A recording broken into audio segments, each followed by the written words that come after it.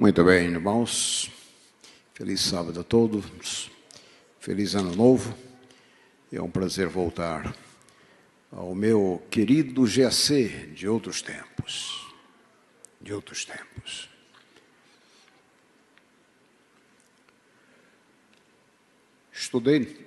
Estudei no IAE e naquele tempo, especialmente no quarto ano de teologia, por alguma razão, eu até poderia explicar, se fosse necessário, mas eu comecei a vir aqui pelo GAC na época. E eu me lembro de algumas dessas viagens de trem que parava numa estação chamada, como era, Pojuca? Como? É isto daí. Não existe mais, né? De qualquer forma, irmãos, é um prazer estar aqui. Muito bem. Pensei cuidadosamente o que falar nesse culto, no primeiro culto, aqui do IASP. E eu começo com o texto de 2 Pedro, capítulo 3, verso 11. Nós, porém, segundo a promessa, aguardamos novo céu e nova terra, nos quais habita a justiça. Um dos ensinos centrais das Escrituras é a inadequação das nossas confianças, das nossas seguranças. Nós colocamos confiança, segurança, ou buscamos segurança naquilo que pode entregar muito pouco. Agostinho, o grande filósofo da igreja cristã, ele dizia que quem tem Deus tem tudo, quem não tem Deus não tem nada. E aquele que tem Deus e tem tudo não tem mais do que aquele que tem Deus e não tem nada. Vou repetir. Quem tem Deus tem tudo, quem não tem Deus não tem nada. E aquele que tem Deus e tem tudo não tem mais do que aquele que tem Deus e não tem nada. Todas as coisas do mundo natural, elas perecem, as riquezas levantam voo. A fama, as realizações, elas são apenas um fôlego. O amor humano é limitado, é muitas vezes desapontador. A juventude, a saúde e o prazer, o conhecimento, o dinheiro, o poder, a influência, a posição, o prestígio, todos esses, um a um, nos abandonam. Então, a questão é essa. Será que podemos colocar nossa confiança naquilo que se evapora? As circunstâncias e o tempo se tornam os demônios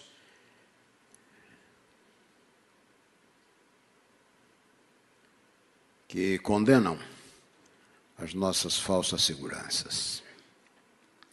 O coração humano, queridos irmãos, é uma formidável fábrica de ídolos. Nós criamos paraísos falsos, utopias, refúgios precários, falsos amores. O nosso grande problema é que nós nascemos no planeta errado.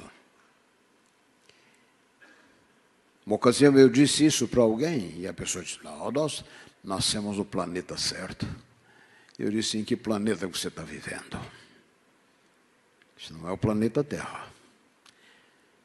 Nós nascemos no planeta errado.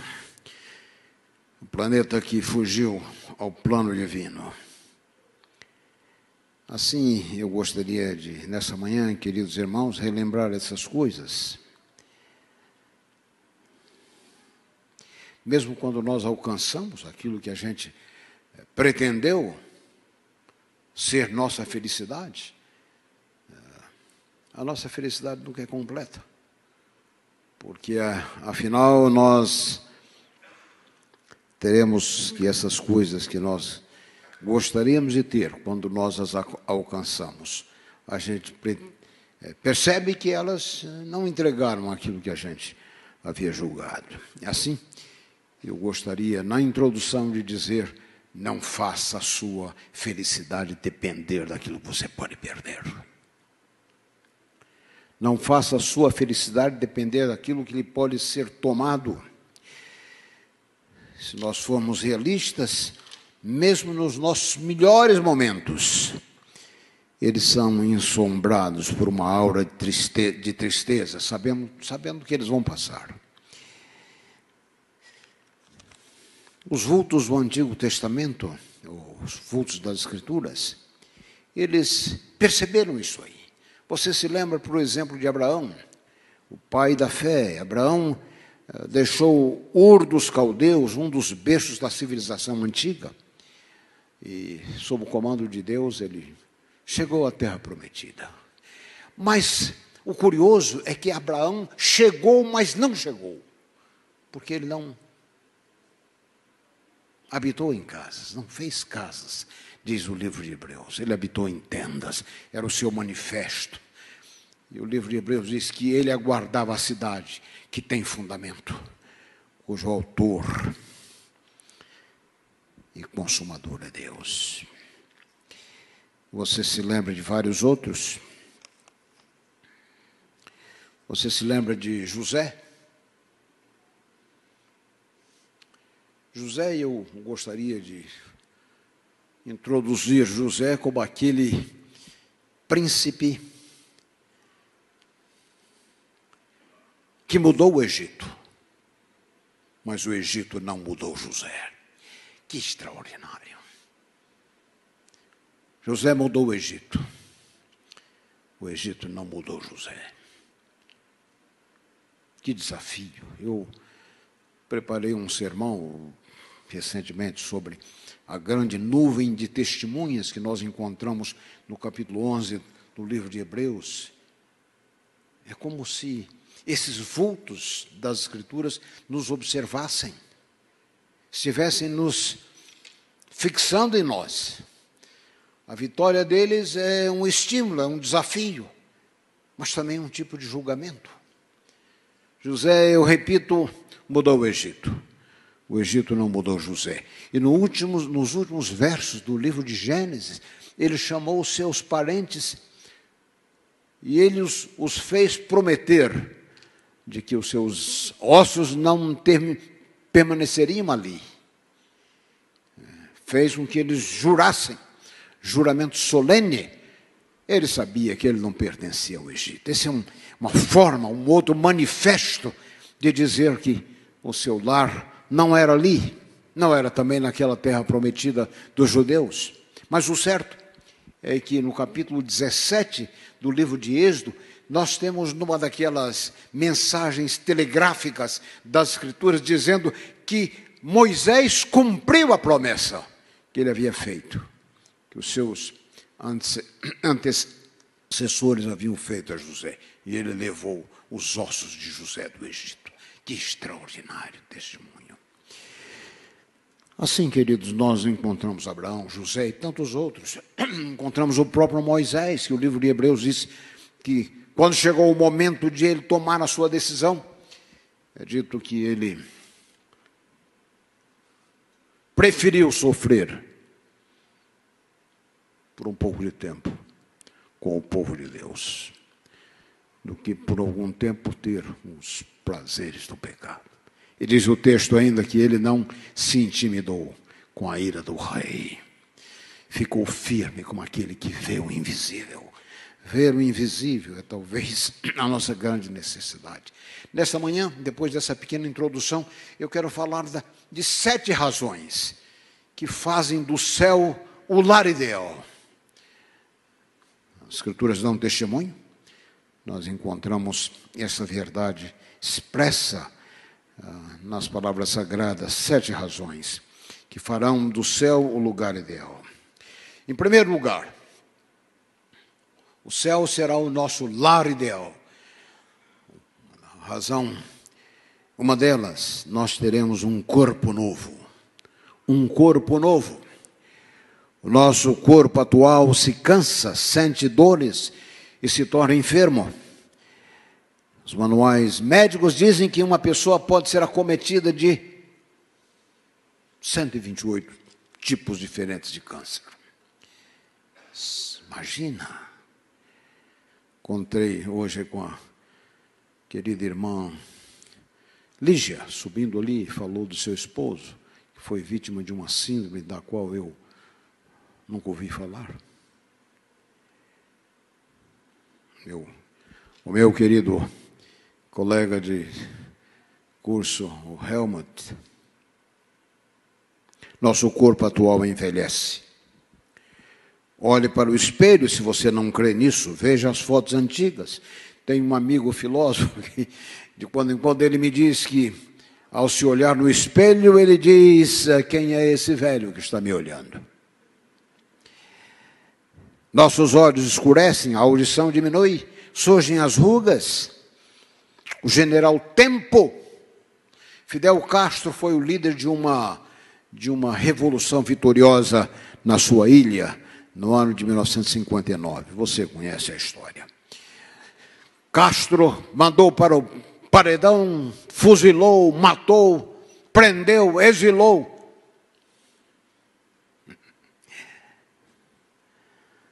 Mas ele se esqueceu de um inimigo que ele não podia fuzilar, prender ou exilar. Sendo este o general Tempo. General Tempo. O tempo, as mãos ferruginosas do tempo acabam vencendo.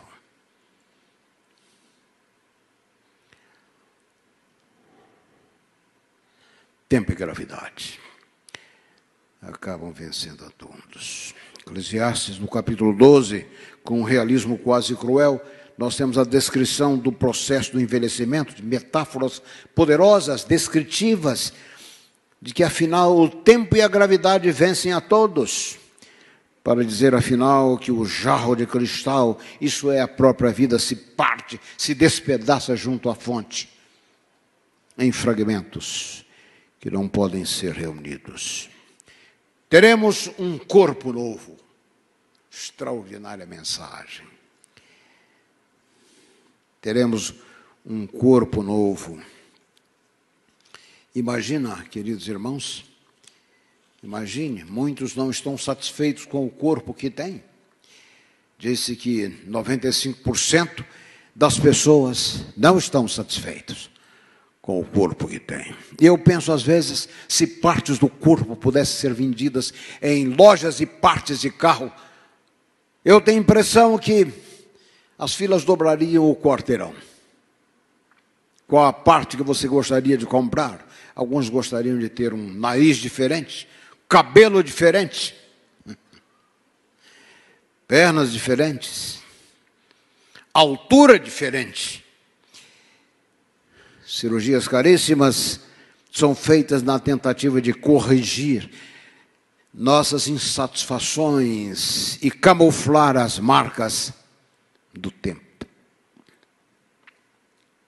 Em alguns casos, a emenda é pior que o soneto. Você conhece a mulher da Bulgária, que já fez 20 preenchimentos dos lábios, completamente deformada. Teremos um corpo novo. 1 Coríntios capítulo 15, versos 50 a 54. Estava numa igreja fazendo parte de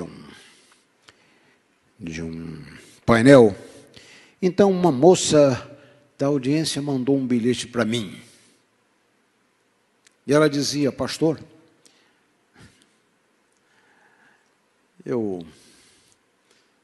o que o senhor acha de se fazer chapinha no cabelo? Respondi para ela. E lhe dei um princípio que eu quero comunicar a você. Eu disse para ela, querida, faça chapinha, faça chapona, faça chapa pequena, meia chapa, faça o que você puder. E aqui vai o princípio é esse. Mude o que você pode mudar. Percebe o que eu estou dizendo? Mude o que você pode mudar. E o que você não pode mudar, entregue para Ele como a marca de Deus em você. Esse é o princípio. Mude o que você puder mudar. Conserta com certo bom senso. E o resto, você entregue para Ele. Aquilo que você não pode mudar, entregue para Ele como sendo a marca de Deus em você. Teremos um corpo novo, que é mortal, se revestirá de imortalidade, o que é corrupto, se revestirá de incorruptibilidade. Seremos então aquilo que Deus planejou que nós fôssemos. Não precisaremos mais dos recursos utilizados hoje para corrigir ou para esconder os defeitos de fábrica com os quais nós nascemos. Em segundo lugar, além de um corpo novo, nós viveremos na melhor casa que se possa imaginar. Ao longo dos anos, a nossa família mudou muitas vezes. Eu esqueci de dizer, minha esposa está aqui e o meu filho Maico. Que bom que vocês vieram. Ao longo dos anos, a nossa família mudou muitas vezes. Muitas vezes mudamos para casas que nos foram arranjadas. Outras vezes mudamos para casas que nós escolhemos. E eu digo que nós nunca estivemos plenamente satisfeitos com as casas onde nós moramos. E olha que nós não somos muito exigentes. Quartos apertados, falta de tomadas, ou falta de interruptores no lugar certo, ou interruptores no lugar errado, rachaduras, às vezes falta de água. Moramos num colégio onde não tinha água. A água começou a faltar, e eu perguntei, a pessoa que havia me introduzido àquela casa disse, a água, quando eu perguntei da água, disse, a água vem de uma fonte cristalina.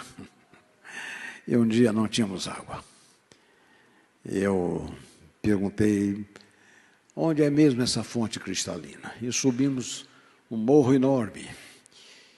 E fui descobrir que o tanque que servia água à nossa casa estava cheio de carabujos. Numa região conhecidíssima e famosa pela esquistosomose. Deus nos livrou daquelas lá. Mas escadas para subir, muitas vezes me dando a impressão de que eu estava me exercitando para escalar o Monte Everest.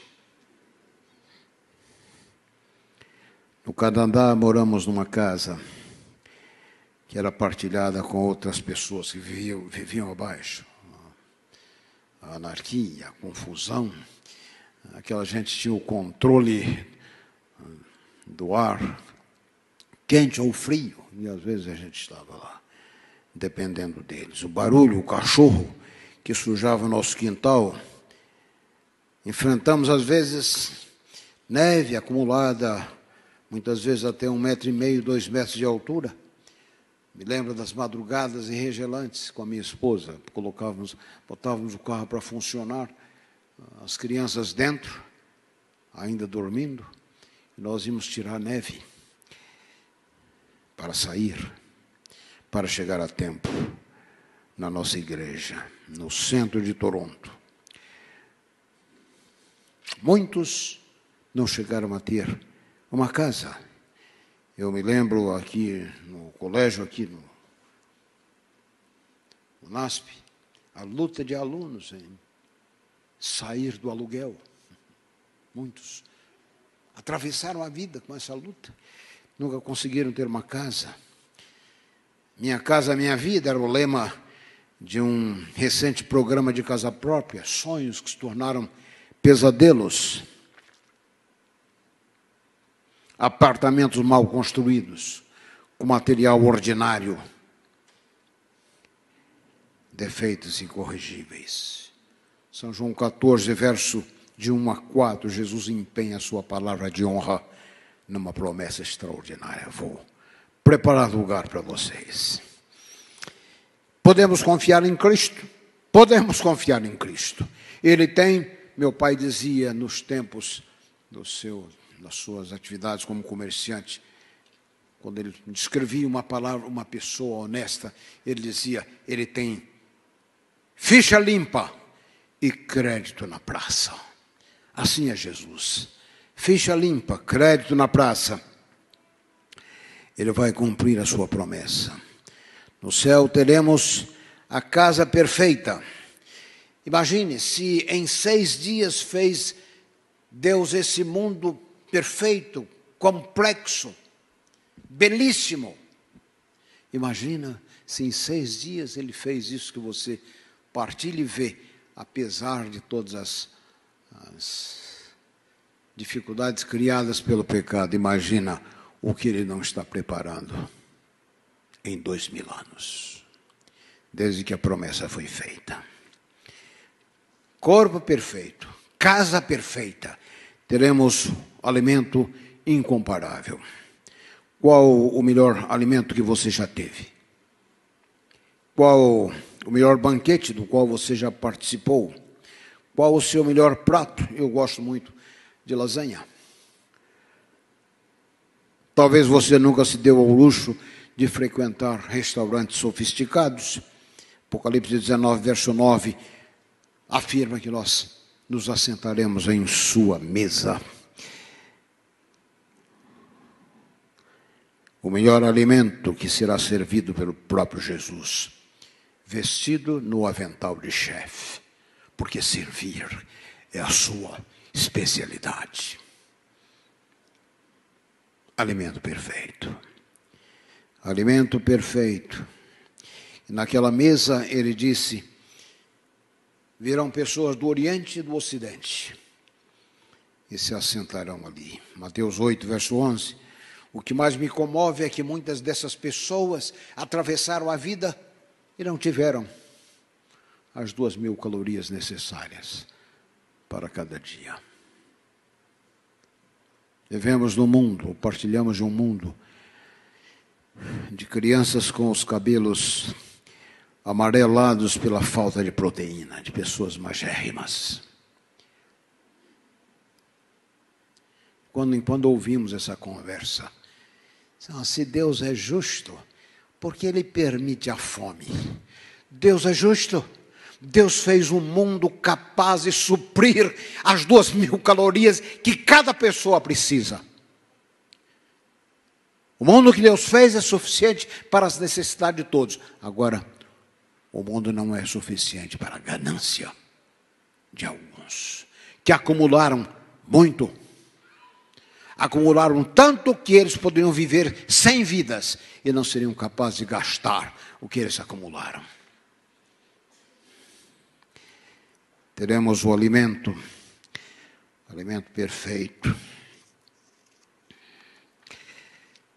Em quarto lugar, além do corpo novo, da casa ideal, do alimento perfeito, nós encontraremos lá pessoas interessantes. Hebreus capítulo 11, verso 39 a 40, eles estão nos esperando para a celebração em conjunto. Por anos nós temos ouvido destas pessoas, então chegará o momento de encontrá-las. Com quem que você gostaria de se encontrar neste reino perfeito? Com quem você gostaria de conversar? Com Adão, com Eva, Abraão, Moisés, Sansão, Ruth, Daniel, Pedro, Paulo, Maria Madalena? Eu tenho a minha lista. Eu tenho a minha lista. Alguns vultos com quem eu gostaria de conversar. Nicodemos, por exemplo, é um deles. Procurou a Jesus de noite, você se lembra? Jesus disse para o doutor nas Escrituras: você tem que nascer de novo. Você tem que nascer de novo, Nicodemos. Não tem remédio doce aqui. A história de Nicodemos é extraordinária. Nicodemos, afinal, foi expulso da sinagoga, expulso da cidade. A tradição diz que ele perdeu tudo o que tinha. Ellen White afirma que ele empregou tudo que ele tinha para o crescimento da igreja. Gostaria de me encontrar muito com Zaqueu, conversar com ele. Esta característica do céu é a oportunidade, fala-se da oportunidade dos grandes encontros. Imagina, Paulo e Estevão, você já ouviu falar nisso? Mas eu penso em Joquebede e o seu filho Moisés. A mulher que educou o seu filho, quando ouviu dele pela última vez, ele estava fugido, procurado pela Polícia Federal, pelo FBI do Egito. Havia assassinado. Pode ser que aquela mãe tenha pensado: perdi meu tempo com esse garoto.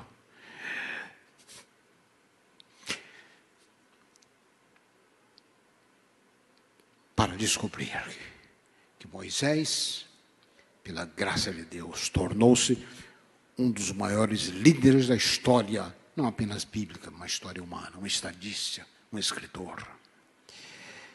Encontros. Em quinto lugar, nós reencontraremos nossos queridos. Penso no meu pai, em meus irmãos, amigos queridos que partiram. Desejo revê-los, ouvir sua voz.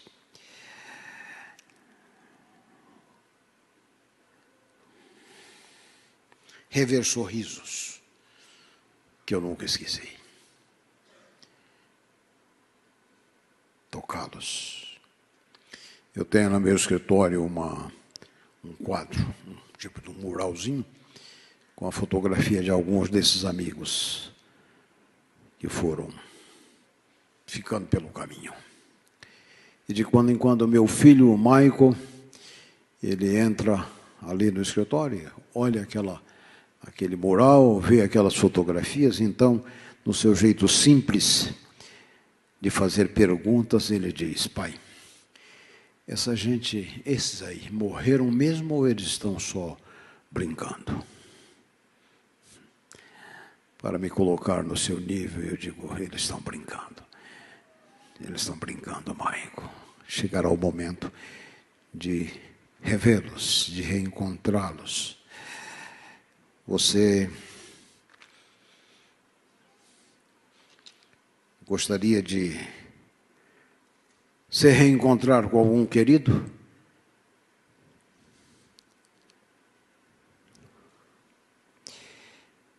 Chegará esse momento.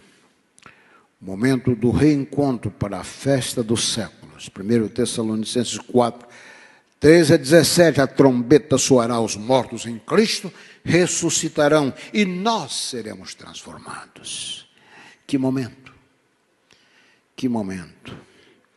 Eu fiz o funeral de alguns amigos e irmãos ao longo dos anos.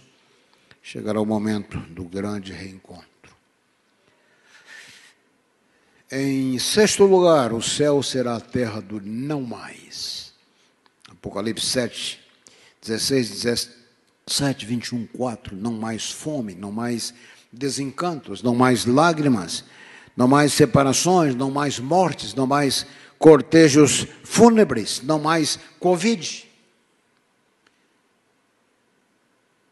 Semana passada, fiquei estarrecido ao saber de uma pessoa que, na nossa ausência, ficamos quase um ano fora do Brasil, uma pessoa conhecida.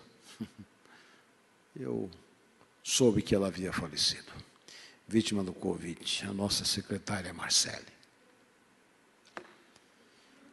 Nunca poderia imaginar isso.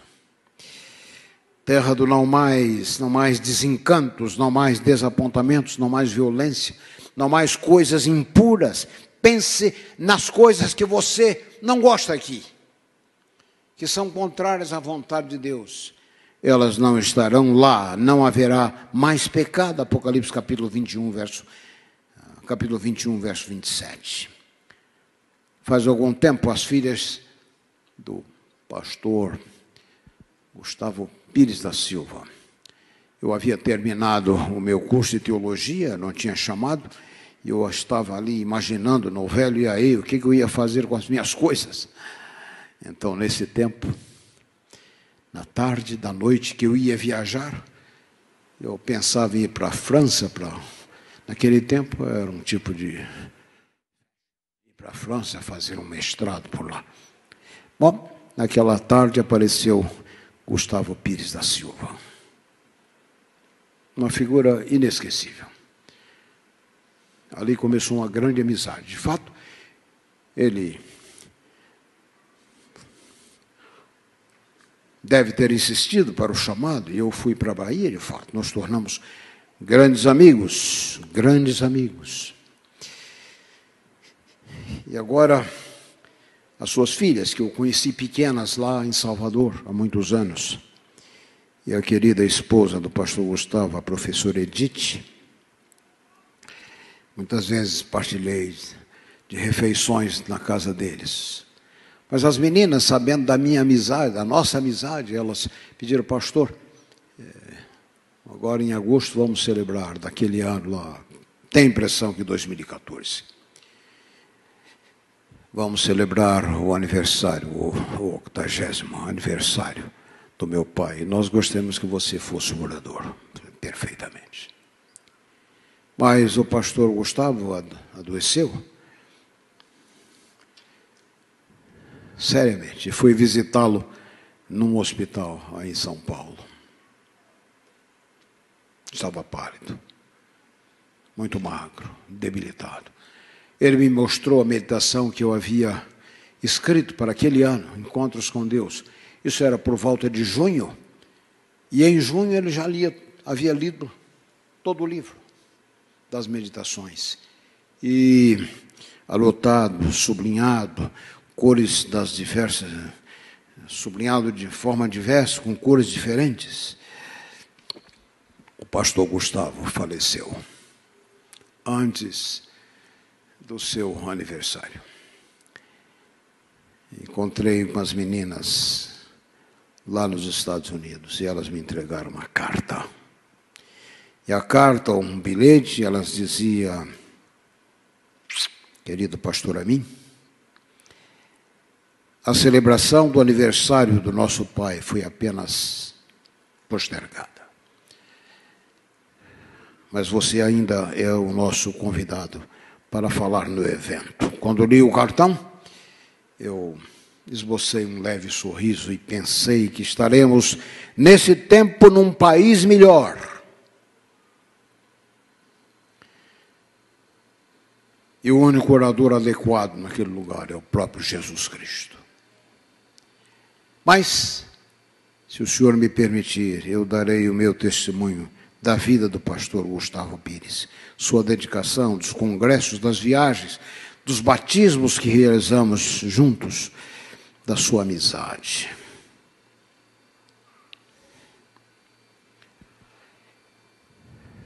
Finalmente, a última razão que fará do céu o lugar ideal. A mais radiante e doce razão que fará do céu o lugar perfeito. Nós veremos a Deus face a face. Nós o veremos em trindade. Ouvi da ideia de um cavaleiro por aí dizendo que nós não vamos ver a Deus. Onde você está? Onde você foi arranjar esse tipo de teologia?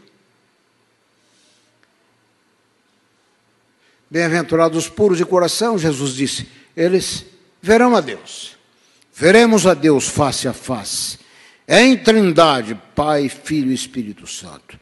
Face a face, 1 João, capítulo 3, verso 2, Apocalipse 22, verso 4. Nós o veremos face a face. Imaginem, queridos, quando alguém visitar, num dia em casa, alguém bate à sua porta, você vai atender, doutora Joseli, e você abre a porta, Jesus Cristo em pessoa, trazendo para você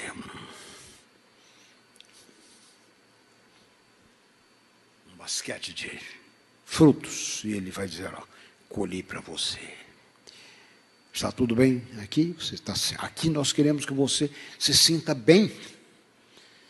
E ele dirá, então, ainda diante do seu estarrecimento,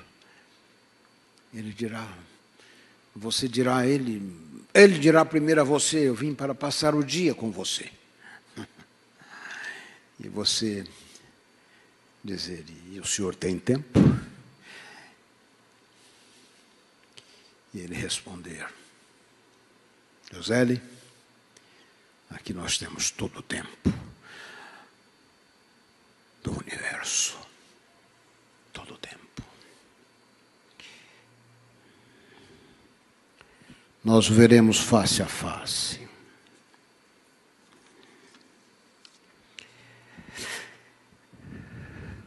No início dos anos 30, e com isso eu estou terminando, meu pai havia vindo da Síria. Ele, depois de várias aventuras dele aí, por Salvador, Minas Gerais, ele chegou ao Espírito Santo. E ali ele comprou uma fazenda, acho que inicialmente pequena, tinha um pequeno negócio de secos e molhados, comprava café, e ele estava, nessa ocasião, se dirigindo, ainda solteiro, ainda sem recursos, ainda sem falar direito. Ele estava passando da cidade para a sua fazenda, quando um amigo o chama, alguém que ele conhecia, o chamou e disse, Américo, venha ver o que esse homem está vendendo. E o meu pai se aproximou. Era um comportor ambulante, vendendo o livro da Casa Publicadora Brasileira, O Raiar de um Novo Dia. Eu quero me encontrar ainda com esse comportor. E eu quero perguntar para ele que tipo de argumentos ele teria usado para vender um livro para uma pessoa como meu pai, que não sabia falar direito, nem ler direito, sem muitos amigos, sem recursos, sem segurança nenhuma, num país estranho, guardando cada centavo. Mas ele comprou o livro. E o livro esteve em nossa casa por muito tempo. Por muito tempo. Em gavetas, em malas. E eu, naquele tempo, nunca cheguei a ler o livro todo. Mas Deus usou o livro. Quando eu voltei da igreja na noite que fui batizado, por alguma razão, abri o livro, O Raiar de um Novo Dia, de Roy Franklin Cottrell, sobre quem eu estudaria mais tarde. Você sabe como o livro foi usado? Voltei para casa na noite do meu batismo, ainda com o cabelo molhado.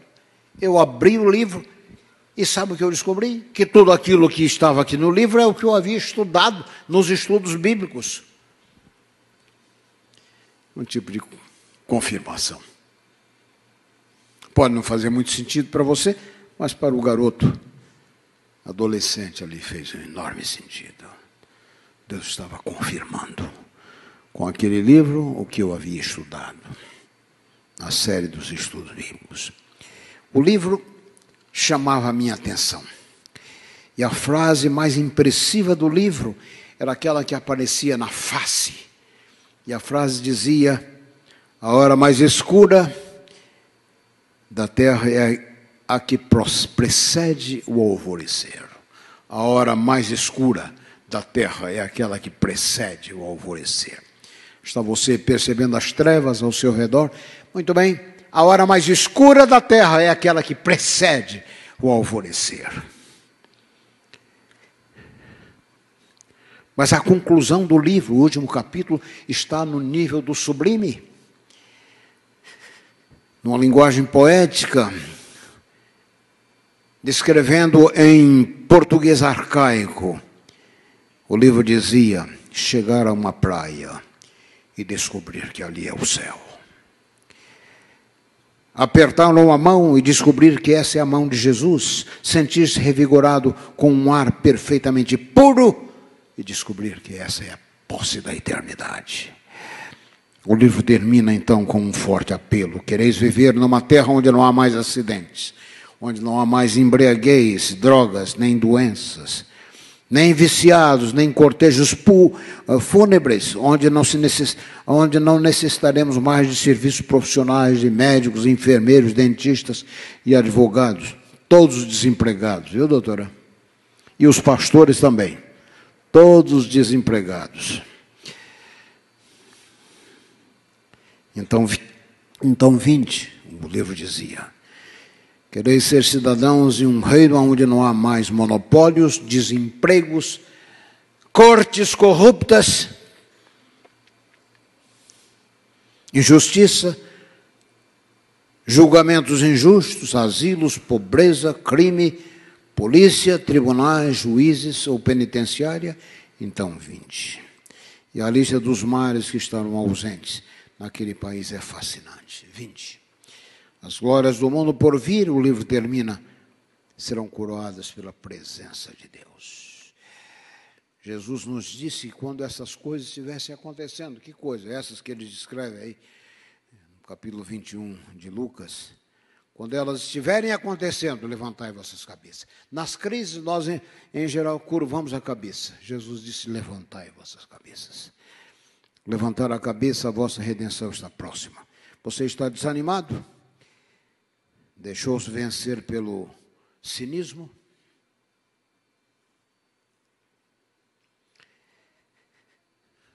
Talvez você esteja hoje vivendo dias sombrios e noites solitárias. Lembre-se, o Deus dos montes continua sendo Deus nos vales.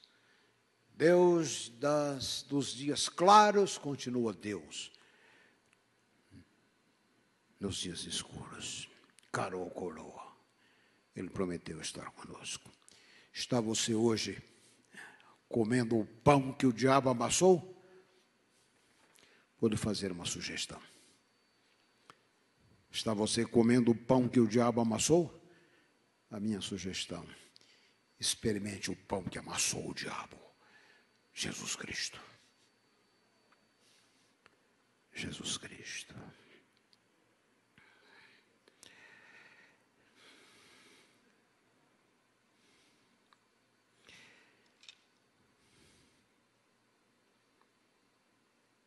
Nós, naquele tempo em que eu servia o departamento de jovens da antiga União Oeste Brasileira, pastor Jael, você deve ter vivido naquele prédio lá da rua 7 de setembro, imagino que esse era o nome da rua.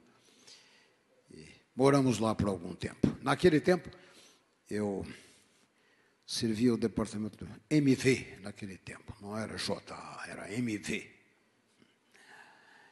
E com o pastor Bechara, nós preparamos um folheto. O folheto era para ser utilizado pelos jovens no...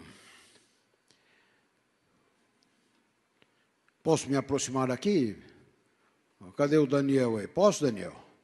Pode, né? Em alguns lugares não pode. Você tem que ficar preso lá em cima. Mas, obrigado, irmão.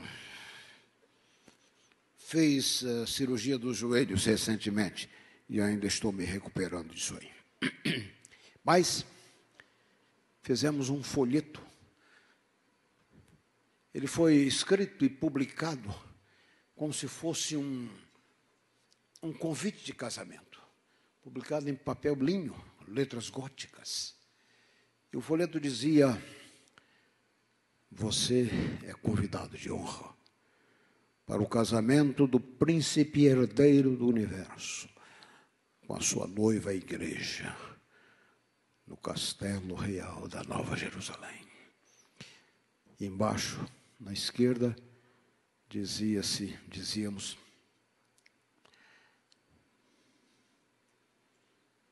transporte,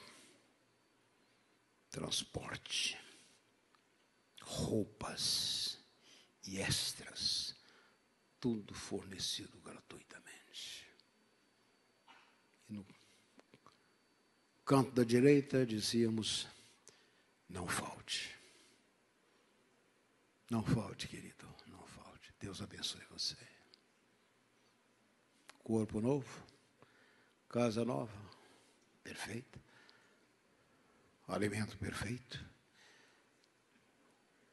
encontrar com pessoas que conhecemos, encontrar com nossos, conhecemos através da fé, encontrar com nossos amigos, revê-los.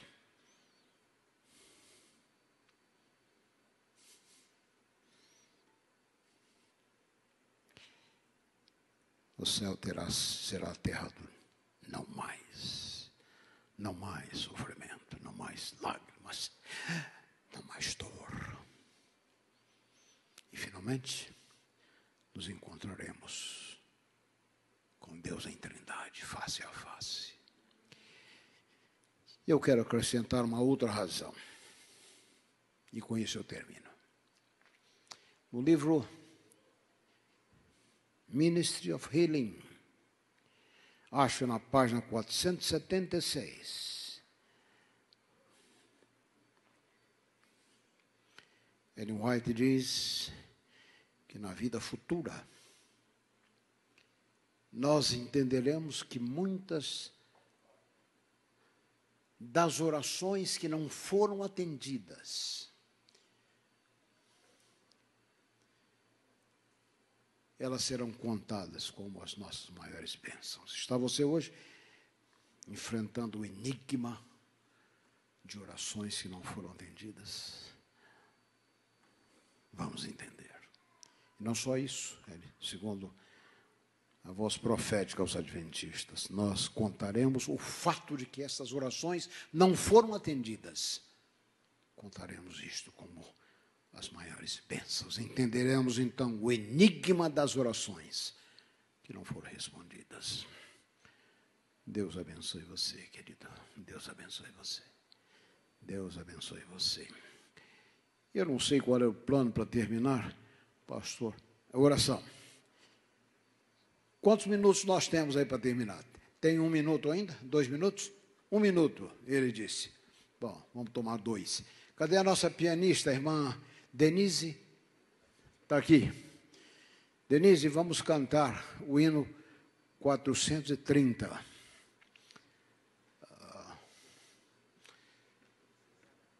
Você tem um hinário? Não tem um hinário? O nosso povo lá da sonoplastia pode colocar ali? 430. Mas eu acho que é um hino muito conhecido. Cadê o nosso regente aí?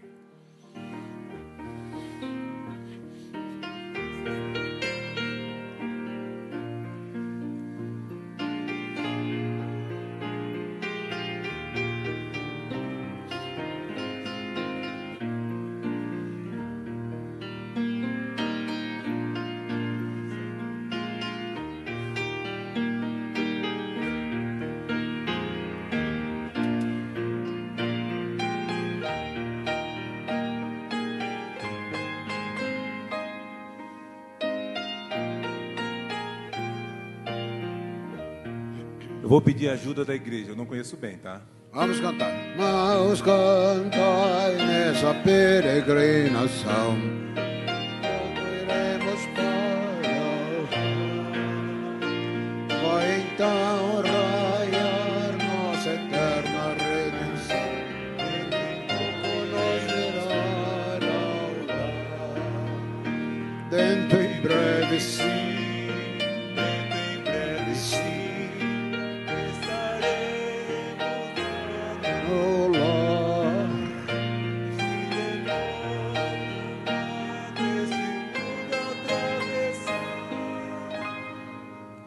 Nós iremos para o eterno lar. Denise, você continua cantando e nós vamos terminar aqui?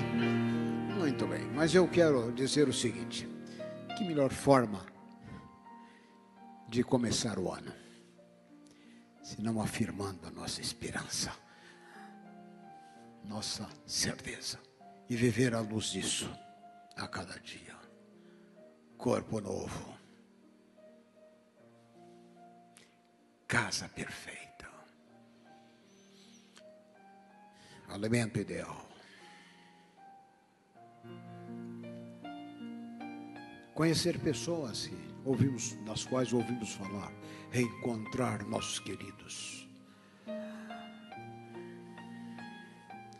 viver na terra do não mais, das dores, sofrimentos, agonias, noites indormidas.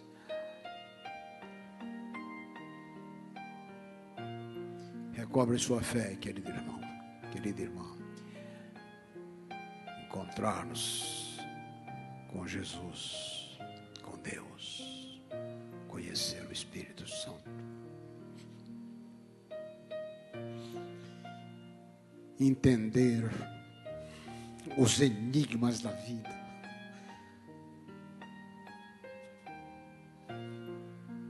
e compreendermos então que Deus todo o tempo esteve trabalhando por nós. Vamos orar? Deus de graça e poder, Deus infinito, de infinita bondade, nós te louvamos, Senhor, porque o Senhor é vitorioso em todos os dramas da vida. A tua palavra é infalível, porque Deus não é homem para mentir, como diz o livro de Hebreus. Aqui estão esses irmãos e irmãs, alguns deles talvez enfrentando, comendo o pão que o diabo amassou. Ajude-nos a experimentar o pão que amassou o diabo, Jesus Cristo, o pão da vida. Preserva a todos eles, a todos nós, para os seus propósitos. Inspira-nos para esse novo ano, nós pedimos no nome precioso de Cristo. Amém. Amém.